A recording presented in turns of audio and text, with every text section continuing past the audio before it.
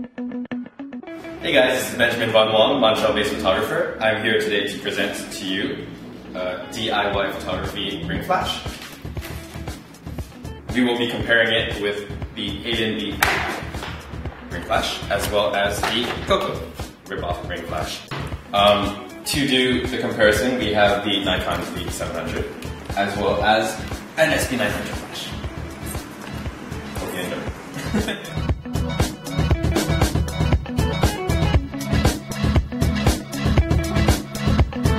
Alright, and there we have it, our DIY ring flash done in 5 minutes.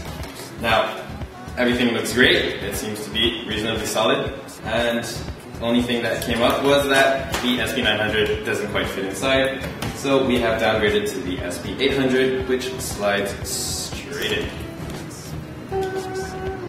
There are two things I absolutely wanted to compare between the three ring flashes: light distribution and power output. Surprisingly, the light distribution between the three ring flashes was pretty similar: DIY, Coco, and A&B. The DIY provides a surprisingly even light over the entire surface. On the other hand, the power output between the three were extremely different. DIY at half power barely matches up to the Coco at 1/16 of the power, whereas the A&B blows both out of the water. This means that the only time you could really use the DIY ring flash would be in an extremely controlled studio situation or as a really subtle fill flash. Lately, I've been interested in creating conceptual levitation style photography.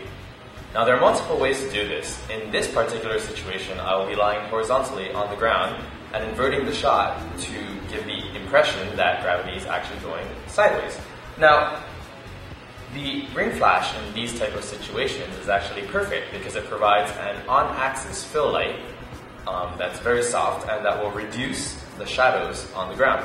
So if I'm lying on the ground, these telltale shadows that usually imply surface contact won't be present. Now, for my setup here, I have a twin lens reflex camera that I will be placing horizontally onto this glass table. Now, since we're trying to provide the illusion that gravity is actually going this direction, I simply have to tape these straps onto the side of the table using tape and place myself horizontally so that the illusion is somewhat complete. So here we have our setup, our DIY ring flash SP800 and a set of pocket whizzes to trigger the whole kit. Now since our setup is so low, I actually have the DIY ring flash hanging from the lens, and since it's light, it really doesn't cause any problems whatsoever.